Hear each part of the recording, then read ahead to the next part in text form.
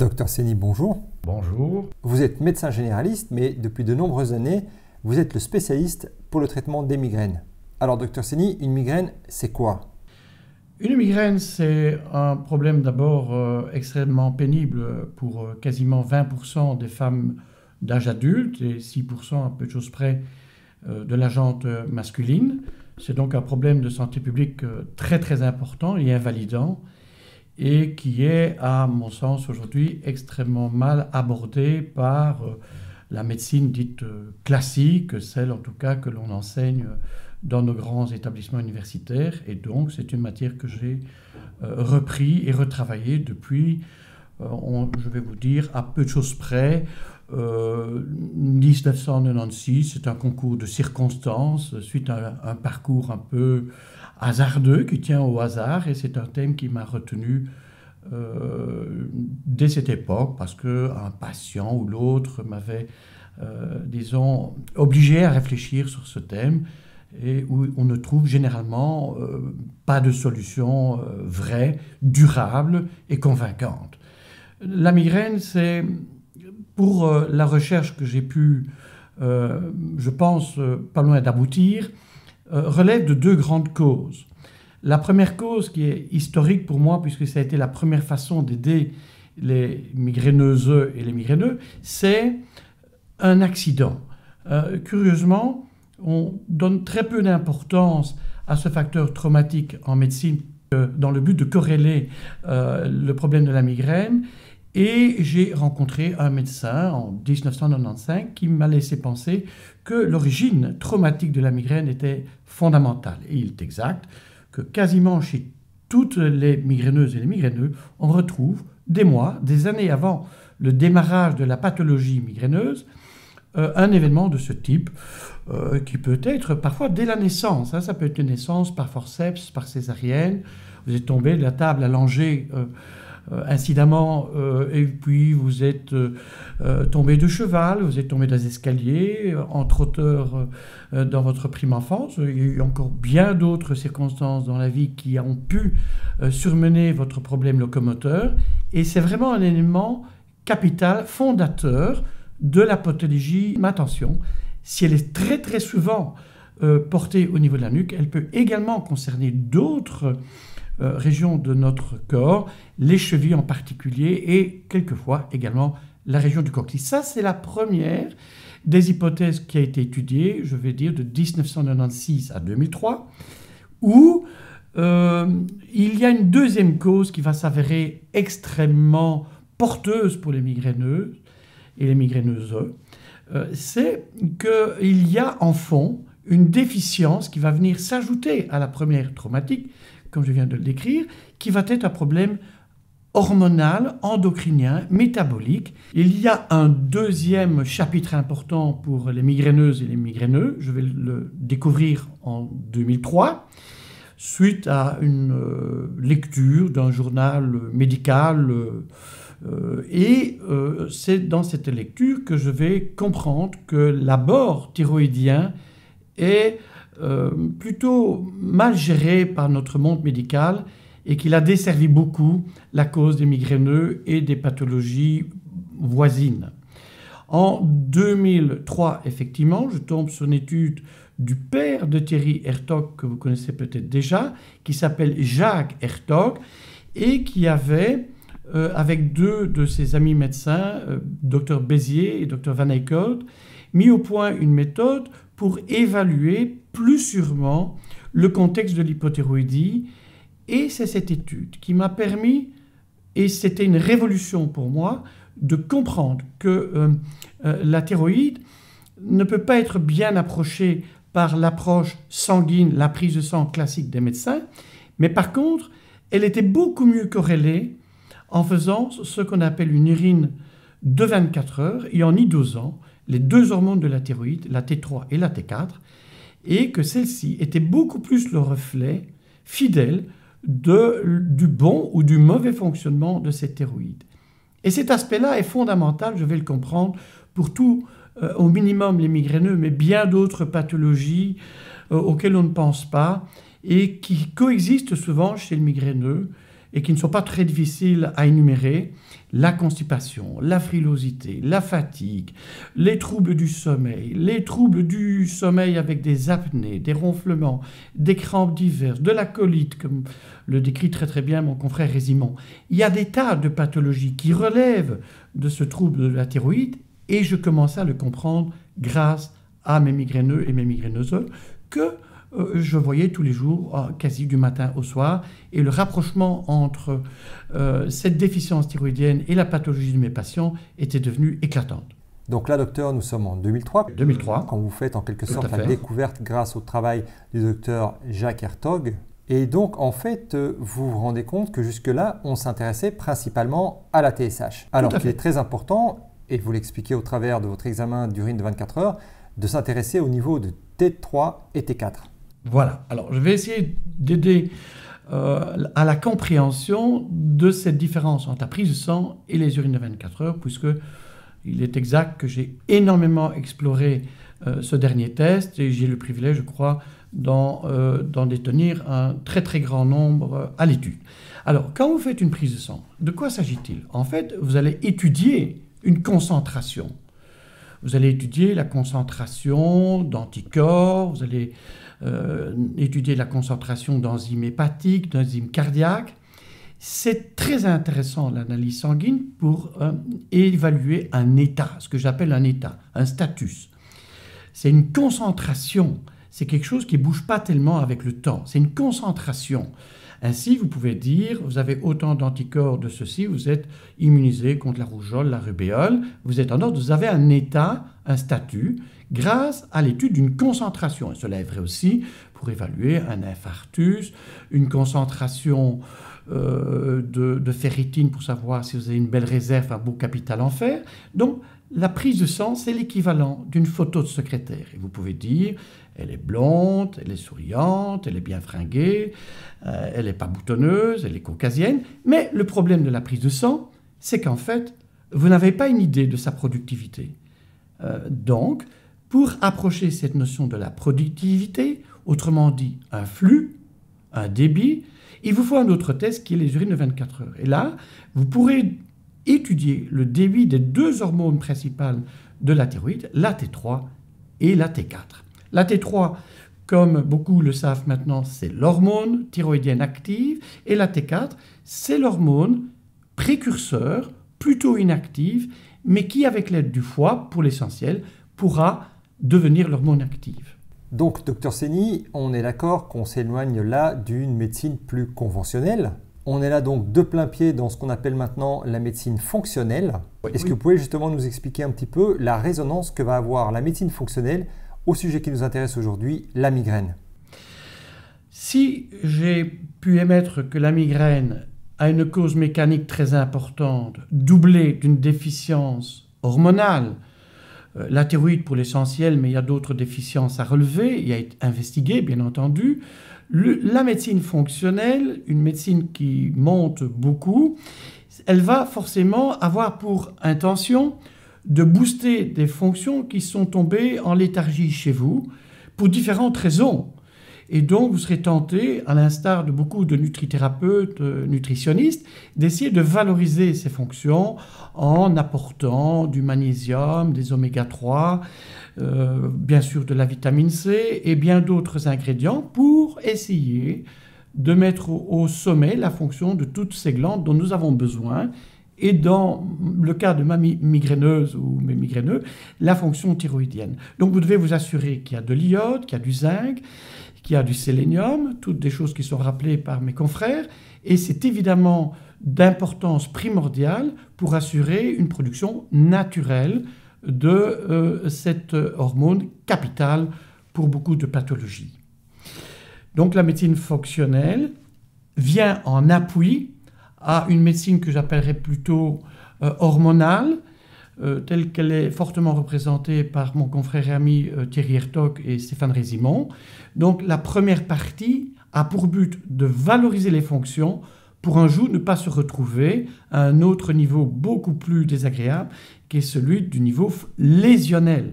Là, vous êtes dans une autre configuration, vous avez besoin de spécialistes, généralement des hôpitaux, pour vous en sortir. Donc on est bien d'accord qu'en hormonothérapie, on va surtout s'efforcer de rétablir des nouveaux hormonaux physiologiques en fait. Ah, c'est fondamental, c'est fondamental. Les médecins étaient formatés, oserais-je le dire, pour aller à la conquête de maladies, de perturbations très très importantes. Notre but à nous, c'est au contraire comprendre les mécanismes pour rester en bonne santé. Nous avons donc l'obligation de savoir comment fonctionne une cellule correctement, comment il faut la nourrir, quels sont les ingrédients indispensables pour son bon fonctionnement. C'est une toute autre démarche, complémentaire sans doute, fondamentale mais surtout primordiale, qui est nécessaire pour nos patients. Ainsi, par exemple, qui a dit que la migraine était une maladie? Non, on ne parle pas de migraine maladie. La migraine, c'est plutôt assimilé à un trouble de la fonction. Eh bien, notre but, c'est de rétablir ces fonctions de la façon la plus optimale. Alors, Dr Seny, vous m'expliquez que vous en étiez venu à vous intéresser à la migraine au départ en vous intéressant au mal de tête de type céphalée. Est-ce que vous pouvez nous expliquer d'une certaine façon la différence entre une céphalée ordinaire et une migraine et comment vous allez la traiter? Bien. Alors, pour ce qui me concerne, la classification est simplifiée. Quand je reçois un malade et qu'il va m'exprimer ses maux de tête, je pourrais en gros le mettre dans deux catégories. On parle beaucoup de céphalée de tension. C'est le stade pas le plus léger parce que ça peut être un mal très très pénible et insupportable, mais il est plutôt décrit comme un mal en casque, en étau, une douleur en pèlerine qui couvre en fait les muscles autour de la tête. Et bien entendu, souvent les gens ont à évoquer des douleurs de nuque, de cervicalgie. Et ça, donc, c'est le premier stade. Lorsque on est plus avancé dans la pathologie, ces muscles de la nuque vont entraîner en fait une perturbation dans l'agencement des os du crâne. Et là, on va tomber dans un deuxième stade qui est celui de la migraine. La migraine, c'est quand les muscles de la nuque ont entraîné au niveau du crâne, parce que la pression des muscles, la traction est importante, surtout à l'endroit que je vous désigne, les os du crâne vont se mettre à bouger entre eux. C'est amusant de se rappeler que c'est les ostéopathes, en fait, Stein et Leventhal, qui nous ont rappelé que les os du crâne n'étaient pas soudés, en fait, et qu'ils peuvent légèrement se mouvoir. Alors, légèrement se mouvoir, ça peut paraître peu de choses, mais en fait, si vous regardez bien ici, dans l'intérieur du crâne, vous voyez deux trous, droite et gauche, qu'on appelle le trou déchiré postérieur, qu'on appelle encore foramen ovale, et c'est par là que sort le sang du cerveau. Donc c'est la partie veineuse, c'est la veine jugulaire qui sort par ces deux endroits. Or, lorsque les muscles ont imprimé une modification architecturale entre les os du crâne, vous avez retréci de ce fait ce trou, et vous avez, par la même occasion, diminuer le débit de sortie du cerveau. Et là, il y a un engorgement qui se fait autour de ces deux petits trous et vous aurez une congestion de la zone du tronc cérébral pour commencer. Ça peut vous donner des nausées, des vomissements que connaissent très très bien les migraineux. Le stade suivant, l'onde de pression va conquérir la zone cérébelleuse. La zone cérébelleuse va vous entraîner dans une difficulté à harmoniser vos mouvements et la parole, c'est le cervelet qui est l'organe de l'harmonie. Et puis l'onde de pression va encore gagner à un cran plus loin la zone occipitale. Et là, c'est la zone visuelle pour l'essentiel qui va être touchée. Et ça explique qu'on parle de migraine ophtalmique ou qu'on parle de aura, généralement visuelle, parce que c'est la zone qui est touchée par l'onde de pression, d'engorgement dans le cerveau. Si vous continuez encore plus vers l'avant, dans ce crâne que je vous ai décrit, vous aurez les aires pariétales ascendantes qui peuvent entraîner une parésie, une baisse de la force dans vos membres. Et enfin, stade ultime et gravissime, c'est l'onde de pression qui va revenir vers l'avant de la face et qui va donner une pathologie bien connue, c'est la névralgie du trijumeau, mais aussi l'agie vasculaire de la face, des horreurs absolument en termes de douleur, plus présent chez les hommes, de l'âge mûr et chez les femmes qui par ailleurs auraient le malheur de fumer. Donc voilà les différentes gradations que l'on peut voir dans la pathologie migraineuse, mais retenez deux stades. Un stade extracrânien, c'est des céphalées de tension, rien à voir avec la tension psychologique, c'est une tension musculaire, j'insiste. Hein, ce n'est pas une maladie psychologique. Et puis vous avez le deuxième stade, qui est intracrânienne, et qui là peut entraîner quand même pas mal de perturbations cérébrales. Donc vous aurez des difficultés à réfléchir, vous aurez des nausées, vous serez obligé de vous haluter. On est dans le domaine de la migraine. Voilà donc les deux grands distinguos. Et donc les grandes classifications des neurologues a pour moi peu d'aspects pratiques, parce qu'en fait, que vous ayez une céphalée ou une migraine, l'approche thérapeutique sera identique, puisque en fait il s'agit d'un continuum d'une forme vers une autre, et suivant l'âge, suivant différents éléments de saison, vous allez passer d'une forme céphalée à une forme migraineuse, revenir à une forme céphalée.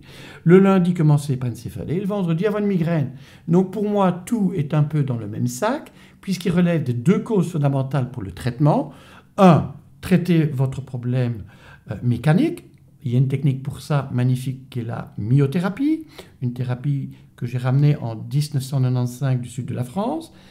Et ensuite, le traitement de la thyroïde que j'ai perfectionné au contact de mes confrères et amis Thierry Hertog et Stéphane Résimon, pour ne citer que les plus importants, mais qui est un stade fondamental pour apporter des guérisons durables à ces patients. Alors, Dr Sini, justement, vous me l'expliquez hors caméra, vous récupérez d'ailleurs malheureusement des patients qui, dans une errance un petit peu thérapeutique, se sont retrouvés chez différents neurologues sans avoir pour autant reçu une réponse à leur souffrance. Est-ce que vous pouvez justement nous parler de ce qui peut paraître dans un certain sens paradoxal, puisque vous venez de nous l'expliquer au travers de votre manipulation du crâne, car il est tout légitime de penser qu'un neurologue serait mieux équipé, mieux outillé pour faire face aux problèmes migraineux. C'est effectivement l'approche la plus habituelle. On le comprend aisément, puisque le neurologue est censé s'occuper de tous les problèmes qui tournent autour de la tête et du système nerveux.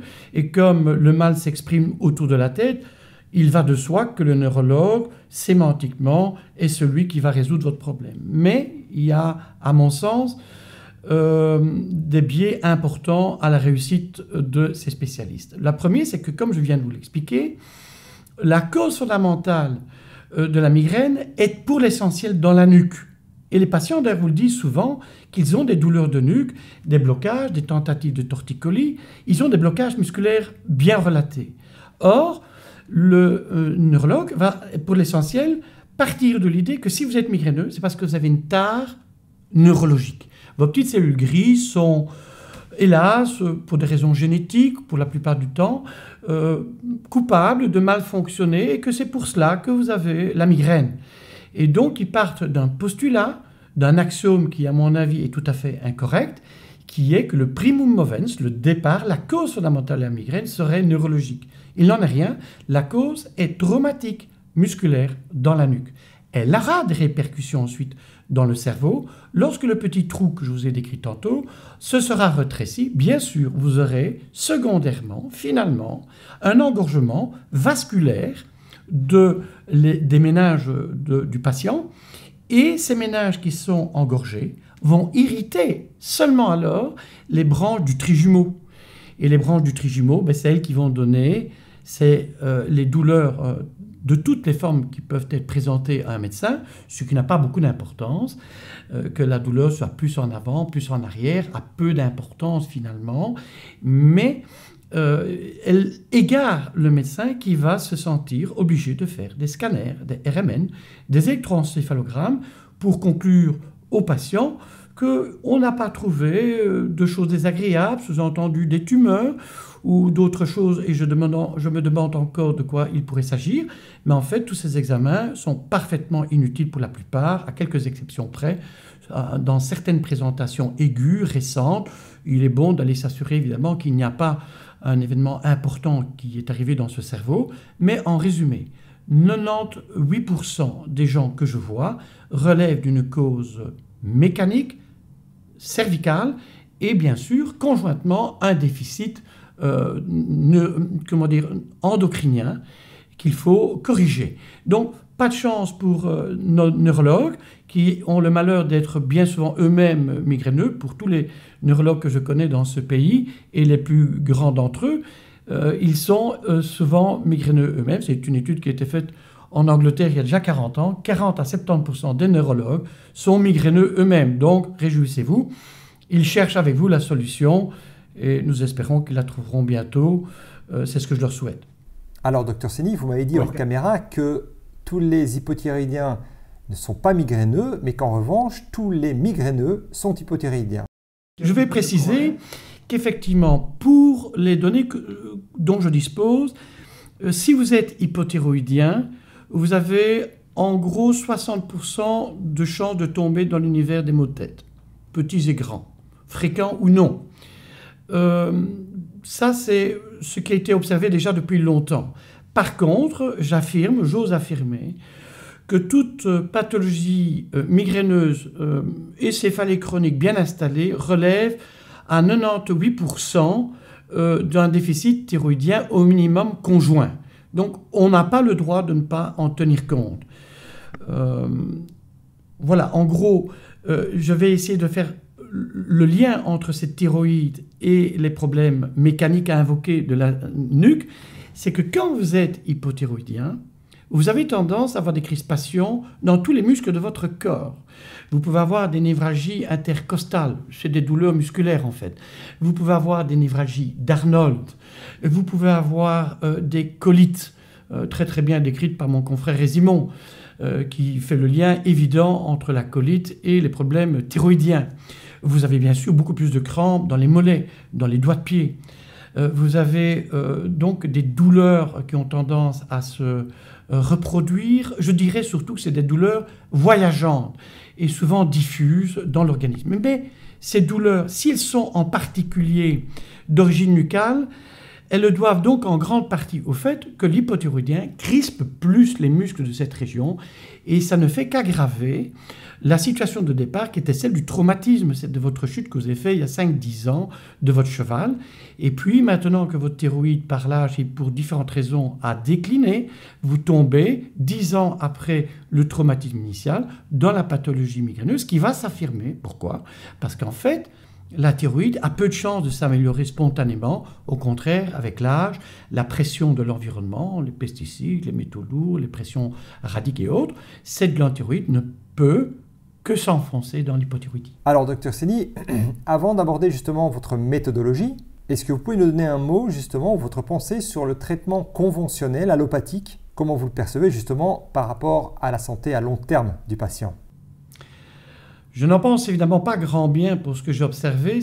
Et c'est vrai que les méthodes utilisées jusqu'à présent ne tiennent d'aucune étude vraiment sérieuse. Aller mettre un antiépileptique chez un migraineux en lui disant qu'en fait la migraine ça ressemble à une crise d'épilepsie, ce n'est étayé par aucun fait ni même électroencéphalographique. Donc c'est déjà du bricolage évident.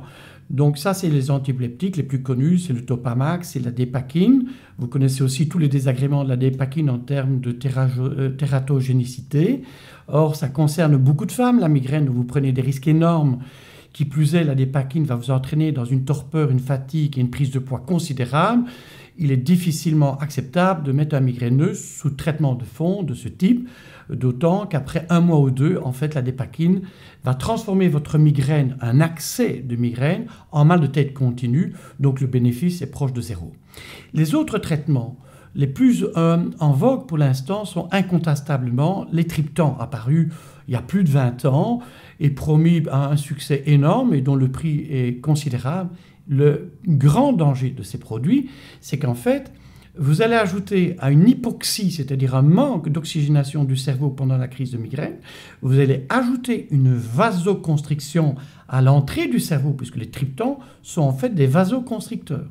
Si vous lisez la notice de ces produits, vous apprendrez que vous risquez plus facilement l'infarctus du myocarde, l'infarctus rénal et pourquoi pas des AVC cérébraux. Donc c'est je dirais, des produits extrêmement dangereux, coûteux, mais surtout qui créent une dépendance énorme chez le migraineux. Et souvent, mon travail, c'est de les sevrer de ces dépendances, de ces addictions, et qui sont extrêmement difficiles à ôter.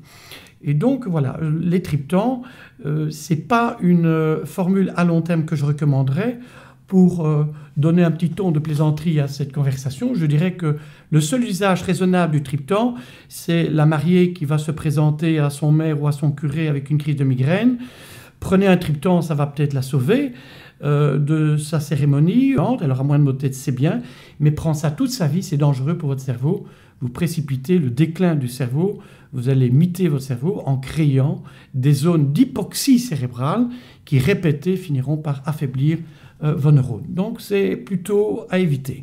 Quant aux autres traitements, les anti-inflammatoires, le très connu Dafalgan en France, le Doliprane et les paracétamol en tout genre, ils ont eux aussi comme gros inconvénient de bloquer la fonction hépatique, qui bloque la glutathion peroxydase, intestinale hépatique, donc des mécanismes fondamentaux de nettoyage du corps, et donc pris en continu, en répétition, c'est des produits redoutables et qui peuvent vous plonger assez rapidement dans un mal de tête continu.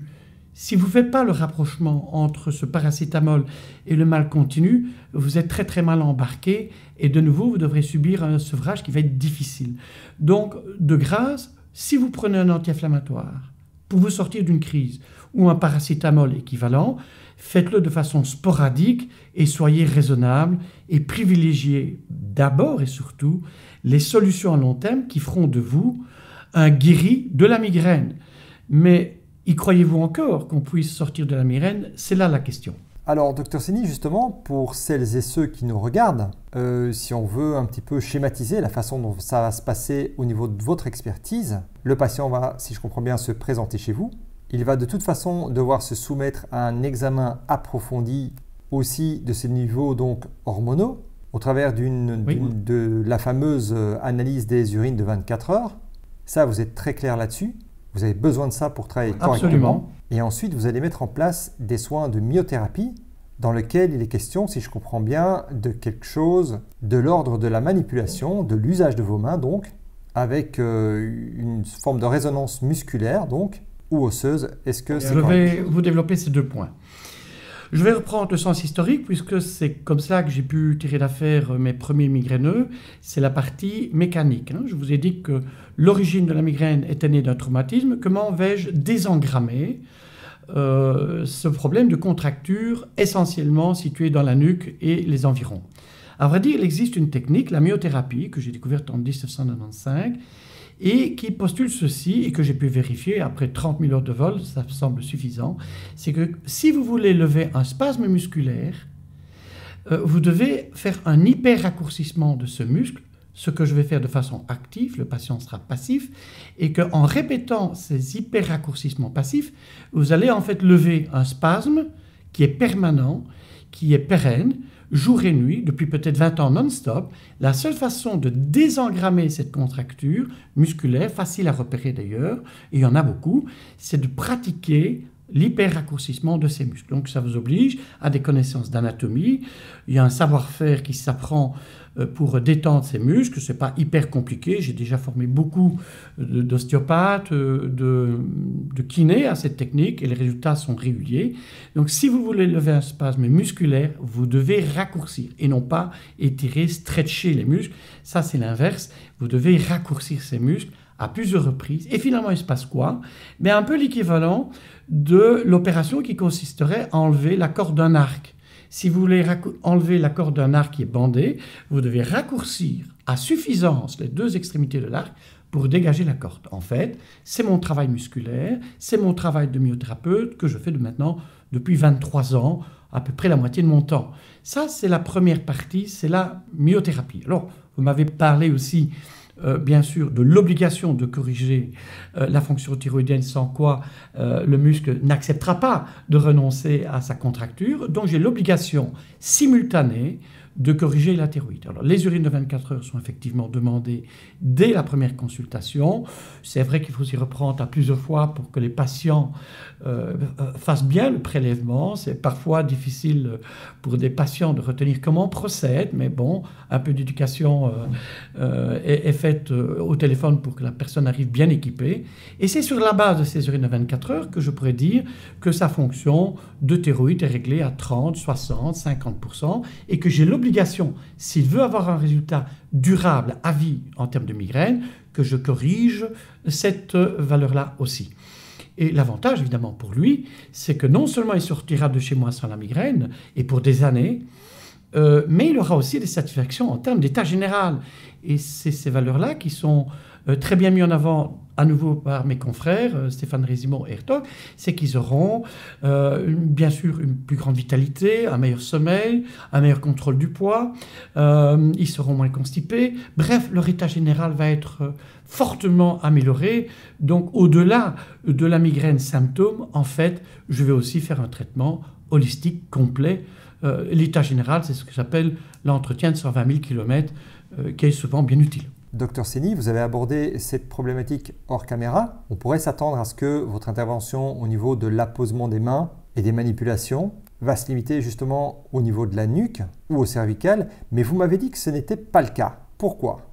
Alors, je voudrais, pour évoquer plus la myothérapie, d'abord vous rappeler que cette technique se distingue d'autres techniques, genre chiropraxie, médecine manuelle, dans une chose fondamentale, c'est qu'il est strictement interdit de faire du cracking. Donc il n'y a aucun geste brusque, que cela soit bien clair, car des gens peuvent avoir déjà vécu des expériences pas trop toujours agréables de cracking qu'ils redoutent. Donc la première chose que je voudrais dire à l'auditeur, c'est qu'il s'agit d'une technique certes puissante, mais elle se fait jamais sans brusquerie. Elle se fait jamais, avec brusquerie. Donc le patient peut arriver, il doit être le plus détendu possible, et on fait tout d'ailleurs sur cette table pour qu'il soit le plus détendu. On le met en musique, on le met sur une table bien confortable, on le met dans une lumière adéquate. Tout ça pour en fait entraîner le plus possible la chance de dénouer les contractures dans la nuque. Mais attention, il ne s'agit pas que de contractures de nuque chez un migraineux. On peut l'avoir aussi dans un quart des cas. Hélas, c'est une surprise et donc il faut être très vigilant. Vous avez aussi à vous soucier du bon état des chevilles, car vous pouvez devenir migraineux. C'est vrai que c'est avec un délai parfois supérieur pour avoir eu des entorses, des fractures au niveau des chevilles. Donc pour nous, myothérapeutes, il y a 3 points de l'organisme où il y a biomécaniquement une fragilité. La nuque, forcément, oui. La nuque est sûrement le premier secteur auquel on va penser. Vous pensez au whiplash, l'accident de voiture, on a fait des tonneaux, forcément, chute de cheval, commotion. Vous avez forcément en tête qu'un migraineux, il le doit à un traumatisme de la nuque. Et c'est vrai dans beaucoup de cas. Mais il y a des pièges. Et le piège, c'est que cette contracture peut venir du bas de l'édifice, c'est-à-dire de vos chevilles. Et combien de personnes ont eu dans leur vie des entorses, ont porté des hauts talons avec plus ou moins de réussite, ont fait du patinage artistique, du ski, de la danse classique. Évidemment, la danse classique, c'est une catastrophe bien souvent. Et donc, après des années d'interruption de danse classique, les contractures vont remonter jusqu'à la nuque de la personne concernée et sa carrière de migraineuse va commencer. Il y a aussi une petite place à réserver au coccyx. Je vous l'ai dit, quand vous tombez sur le coccyx, vous pouvez aussi induire des contractures au niveau, en l'occurrence, du releveur de l'anus, qui est très bien connu des ostéopathes. Je voudrais donc dire ceci, c'est qu'en fait, mon métier est relativement amusant et bien construit. Bien sûr, vous devez vous occuper de la nuque, c'est ce que j'appelle la mafia du Nord, la mafia de Naples. Vous avez aussi à vous occuper au sud de la mafia de Palerme, c'est les chevilles. Et parfois, vous devez aussi vous occuper de la mafia de Calabre, la 'ndrangheta. Et si vous négligez de passer dans l'un de ces secteurs, vous n'avez pas fait de médecine holistique, vous avez le devoir de restaurer la détente musculaire dans ces 3 zones. C'est à ce seul prix que vous pouvez vous garantir une réussite durable du migraineux. Vous ne traitez que la nuque, la personne est contente, n'a plus sa migraine. Si vous n'avez pas traité les pieds et vous deviez le traiter parce qu'elle a fait des entorses, elle vous reviendra dans 6 mois avec des migraines puisqu'elle est à nouveau envahie par ces contractures qui sont nées dans le bas de l'édifice, du building, vos pieds. Et donc, faites attention de ne pas négliger.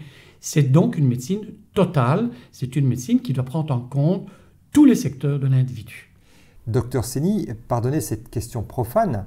Comment identifier la source du problème par rapport à la nuque et aux chevilles, par exemple? De quelle façon vous allez pouvoir identifier que le problème a son origine au niveau des chevilles plutôt que la nuque. En apparence, en tout cas, visuellement, vous serez incapable de pouvoir le déceler. Votre question est magnifique et il était temps de l'aborder. Vous pouvez effectivement avoir eu, je viens de vous le dire, les deux traumatismes. Vous avez pu commencer par faire de la danse classique, vous étiez petite fille, il y a 6 ans, vous avez fait des pointes que vous avez régulièrement ratées. Puis vous avez eu un accident de cheval parce que vous avez fait une chute et vous avez fait un traumatisme de la nuque.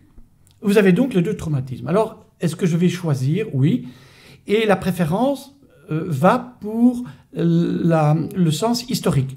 Donc, si vous avez commencé par avoir des entorses de vos chevilles avant de connaître la commotion au niveau de la nuque, nous avons le devoir de commencer par où historiquement cela a commencé, c'est par les pieds. C'est une méthode, elle est curieuse, mais à l'expérimentation, elle est tout à fait tenable. Mais rien ne vous empêche ultérieurement de revenir à la nuque, peaufiner, terminer le travail. Mais il est exact que si par exemple le patient vient dire que dans sa jeunesse, elle avait été consulter son docteur parce qu'il y avait des douleurs de genoux et des crampes dans les mollets en faisant de l'athlétisme et des douleurs de dos, et qu'elle va développer des torticolis 15 ans après et puis la migraine, vous avez historiquement une indication du patient qui vous dit que le problème a commencé dans le bas du corps. Et donc, elle vous invite à aller travailler d'abord au niveau des chevilles. Voilà, donc il y a une écoute du patient qui est fondamentale et qui est, je dois le dire, sûrement à 30% dans le résultat. Il faut écouter le patient pour savoir comment, au fil du temps, les migraines se sont développées, quelles ont été les pathologies qui ont été rencontrées à côté, quelles ont été les différentes consultations chez les rhumatologues, les orthopédistes. C'est d'une grande importance pour le choix de l'article que nous allons, le haut ou le bas, aborder en primauté. Alors, docteur Sény, on pourrait se poser la question, justement, encore une fois, à l'intention de celles et ceux qui nous regardent, on pourrait se poser la question, il y a quand même différents profils de migraineux. Il y a les migraineuses et migraineux qui souffrent le martyre quotidiennement, ou je dirais 20 jours par mois, et d'autres qui ont des épisodes migraineux parfois même impressionnants, avec aura, des choses comme ça qui sont des choses assez impressionnantes à vivre, mais qui vont avoir un épisode migraineux de cet ordre-là, une fois par mois, voire une fois tous les 2 mois. Est-ce que chacun de ces individus pourrait justement trouver une réponse chez vous et de quelle manière? Alors, c'est vrai que le confort pour moi est paradoxalement plus important chez les migraineux de haut grade. Donc ceux qui arrivent chez moi avec 2 migraines costaudes par semaine depuis 20 ans, les choses sont bien mises en équation, les choses sont claires. Et donc, quand je vais me lancer dans le parcours de traitement qui va durer approximativement 2 à 3 mois, c'est le contrat que je passe avec les patients dès le début, il faut 3 mois pour arriver à ses fins. C'est clair qu'avec eux, il est facile de les suivre parce qu'ils viendront au fil des séances vous dire « Tiens, j'ai plus qu'une migraine tous les 15 jours, tiens, elle est moins forte, tiens, je peux recourir à des médications beaucoup plus soft. » Je sens mon avancement dans le traitement et je sens ma nuque qui se délie, c'est sympathique et je me sens moins fatigué, je suis plus constipé. Donc il a très rapidement, au fil de ces 3 mois, perçu des signes d'amélioration de son état. Par contre, effectivement, il est paradoxalement plus gênant de traiter des gens qui n'auraient que 1 à 2 migraines tous les 6 mois ou par trimestre, parce que là, le follow-up est peut-être un peu plus compliqué. Mais on l'explique aux personnes. Et dans ce cas-là, je passe avec eux un contrat, c'est que je vais bien sûr corriger la thyroïde parce que ça va sûrement améliorer les autres articles déficients de leur état général. Mais pour ce qui est des migraines, je vais donner un set de 3 prestations de myothérapie qui va peut-être déjà subjectivement améliorer leur mobilité. Et on décomptera après 3 mois, après 6 mois, après 1 an, le nombre de crises. Et en fonction du nombre de crises, je leur demanderai de reprendre un rendez-vous à la demande chaque fois qu'une nouvelle crise de migraine s'est présentée jusqu'à épuisement, jusqu'à on ait obtenu une décontraction totale suffisante de la nuque qui les met à l'écart de toute nouvelle survenue de migraine. Alors, docteur Sény, justement, quand vous parlez de 3 sets en misothérapie, Combien de temps dure-t-elle individuellement? Alors, une séance de travail se décompose chez moi, d'ailleurs géographiquement aussi, en deux plans. Donc, dans mon bureau, j'aborde d'abord les problèmes intellectuels, métaboliques relevant de la théorie de Paul essentiel et je circonscris la pathologie, je la mets en équation en quelque sorte. Et puis, pour bien marquer la différence, je pars avec mon patient dans une deuxième salle où je pratique le travail manuel, la myothérapie. Et donc, l'ensemble des deux pour un migraineux dure en moyenne 1h15 pour les deux premiers passages, parce qu'il y a beaucoup de débriefing, de résultats de biologie, d'explications telles que celles que je vous donne, qui sont nécessaires aux patients. Et passé le deuxième rendez-vous, on a des rendez-vous un peu plus courts, qui tournent autour de 3/4 d'heure, 1 heure. Et donc, au total, ça fait 5-6 heures de contact par patient au total. Alors, Dr Seny, à nouveau, vous l'avez abordé hors caméra, il y a évidemment un lien à établir entre vertige et migraine. Pouvez-vous nous expliquer un petit peu? Il y a eu, il y a quelques années, des études que j'ai pu faire avec d'autres intervenants et il était clair que le domaine des vertiges et des migraines sont très proches. Un neurologue que je ne citerai pas avait dit à une certaine époque que les vertiges et les migraines c'était très proches et probablement les causes étaient très proches. Et sur ce point, je suis tout à fait d'accord. Je vois beaucoup de migraineux qui ont par ailleurs des vertiges et même des acouphènes aussi. Et beaucoup de gens qui ont des migraines développeront ultérieurement des vertiges. Et il est clair pour moi que c'est en fait la même pathologie. C'est les mêmes causes, c'est les mêmes traitements et heureusement les mêmes résultats.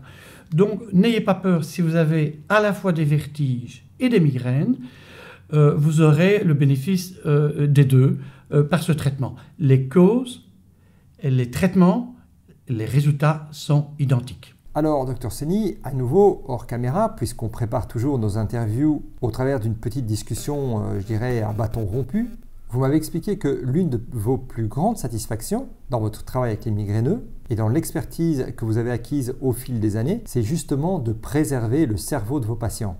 Pouvez-vous nous expliquer un petit peu ce point de vue? Je rappelle que les migraineux, pas au niveau céphalalgique, mais les migraineux, qui vous manifestent leur souffrance avec des nausées, avec des vomissements et des troubles visuels, il s'agit bien d'un trouble circulatoire du cerveau, même s'il est né dans la nuque de problématiques musculaires. Donc on a bien affaire en chronique et en aigu, en crise, à un problème circulatoire. Il est évident qu'en soulageant ces personnes de leurs problèmes circulatoires et en les protégeant des médications nombreuses qui aggravent cette hypoxie, ce trouble circulatoire, à long terme, je ne peux que les protéger d'un accident vasculaire cérébral. Je ne vous rappellerai pas le coût de ces pathologies. Et donc pour moi, soulager un migraineux, c'est peut-être aussi statistiquement dans le futur diminuer la possibilité pour eux, mais c'est un malheur absolu, de faire un AVC qui vous handicapera le restant de vos jours. Donc ça, c'est ma grande satisfaction, c'est de protéger des cerveaux des problèmes circulatoires aggravés, hélas, souvent par les interventions médicales. Donc vous nous avez parlé, Dr Seny, du triptan tout à l'heure, mais aussi d'autres molécules conventionnelles. Vous avez parlé d'oxygénation du cerveau, dans différentes zones du cerveau donc. Et là, vous venez de parler de l'AVC. Mais justement, est-ce que ce type de traitement-là, sur le long terme, peuvent être délétères et avoir une incidence sur le risque de développer d'une sénilité précoce ou d'autres troubles de cet ordre-là? Je crains qu'hélas, ce soit un problème très très important. Si vous donnez un bêta-bloquant, vous diminuez la pression d'entrée du sang dans le cerveau, là où il y a un obstacle à la sortie du cerveau. Vous diminuez donc globalement le flux cérébral, vous risquez un ralentissement du sang, on appelle ça le sludge, et le sludge, c'est le précurseur de la thrombose. Donc l'utilisation des bêta-bloquants et des triptans ne peut effectivement que compromettre la vitalité de tissus cérébraux et à long terme entraîner l'apparition de ce qui sera un gruyère, et donc vous vous rapprochez très certainement des démences vasculaires. Je peux vous dire, pour l'avoir vécu heureusement rarement, que des migraineuses qui auraient le malheur d'être fumeuses, pas bon pour la circulation, qui prennent un triptan pendant une aura qui précède la crise de migraine, ont malheureusement eu un AVC. Vous avez 40 ans, vous faites un AVC, parce que vous fumez, vous avez la pilule contraceptive, on vous met du bêta-bloquant et vous avez pris votre triptan pendant l'aura, c'est vraiment la configuration mortelle pour votre cerveau. Vous avez donc tout intérêt à bien comprendre qu'une migraine, c'est une menace vraie de votre cerveau. J'ai entendu parfois l'inverse, que la migraine n'avait aucune répercussion sur la qualité cérébrale future. Je me démarque totalement de cela. Et du reste, il y a des études scientifiques qui ont montré que chez les migraineux, il y a beaucoup de mini-hémorragies autour du pont, ce qu'on appelle le pont, l'aqueduc, le pont du cerveau. Et donc, c'est bien la démonstration qu'il y a des suffusions hémorragiques délétères, destructrices. Donc, de grâce, méfiez-vous des triptans et de tous les produits, les bêta-bloquants et les autres produits, le nochertone et tout ça, qui pourraient aggraver cette circulation. Sur le long terme, c'est hâter votre arrivée en seigneurie dans quelques années. Donc, au plus vite, vous trouvez une vraie solution, au mieux, votre cerveau s'en trouvera. Alors, docteur Seny, la question toute légitime qu'on peut se poser, comment se fait-il qu'aujourd'hui, en 2019, on ait des solutions comme celles que vous évoquez, alors qu'on connaît ces problèmes de migraine depuis des décennies? Ils ont d'ailleurs fait probablement partie de l'histoire de l'évolution humaine depuis toujours. Pourriez-vous aussi nous expliquer le travail que vous faites au travers de votre website? Je sais qu'il est extrêmement bien documenté. Des gens peuvent d'ailleurs rentrer en contact les uns avec les autres au travers d'un forum et même d'ailleurs de manière totalement anonyme, se poser des questions, y répondre, etc. pour expliquer leur propre expérience. Est-ce que vous pouvez répondre à ces deux questions? Le début de mon travail, de mon intérêt pour les migraines, commence réellement en 1996. Ça fait donc 23 ans. À partir du moment où je venais de découvrir la technique pour lever la plupart des problèmes mécaniques des migraineuses, et cette approche a duré à peu près 6 ans, j'ai compris que mes succès dans le domaine ne plairaient pas forcément à tous mes confrères qui ont toujours en tête qu'une migraine, il n'y a pas de guérison. Du reste, il n'existe pas sérieusement de traité qui parle de guérison de la migraine. Ça fait sourire dans toutes les assemblées. On rit beaucoup des migraineuses, dois-je vous le rappeler. Je n'oserais pas vous dire quels sont les colibets et les mauvaises blagues que l'on peut faire avec les migraineuses. Des gens psychologiquement pas bien dans leur peau. Je peux vous affirmer en tout cas, pour en avoir observé plus de 2850 de très très près, que c'est loin d'être ça. C'est des femmes extraordinaires, au profil magnifique. Je peux vous le dire, c'est des femmes extrêmement agréables à rencontrer et très courageuses forcément, puisqu'elles vivent des choses épouvantables.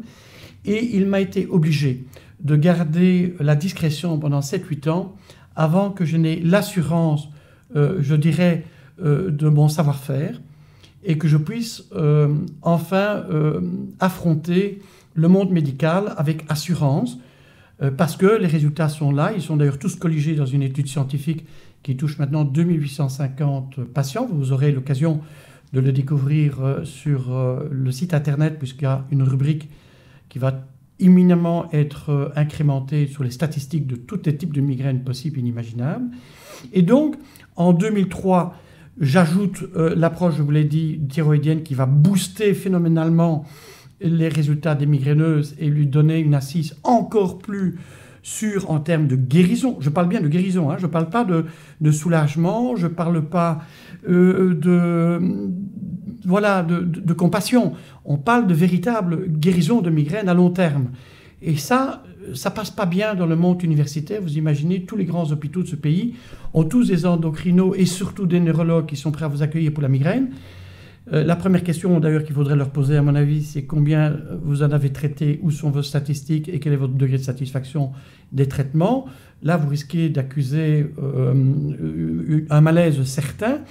Donc pour affronter tout cet univers très très puissant, je devais avoir mes assurances, je devais avoir mes statistiques, je devais aussi avoir, pourquoi pas, la compagnie de confrères sérieux qui pouvaient soutenir mon approche. Aujourd'hui, je peux vous dire qu'en gros, en toute statistique, la guérison des migraineuses est proche de 95%. Ça ne veut pas dire que vous n'aurez pas un petit mal de tête le lendemain de l'an parce que vous avez bu un petit mousseux, mais ça, c'est plus la maladie migraineuse. Mais en gros, la pathologie migraineuse répétitive, chronique, ça, je peux vous le garantir que vous êtes en droit, sans trop de difficulté, d'atteindre votre objectif et d'évincer ce mal. Il y a 5% évidemment de gens qui m'oblige d'ailleurs à continuer mes recherches, pour lesquelles il y a parfois de sérieuses difficultés.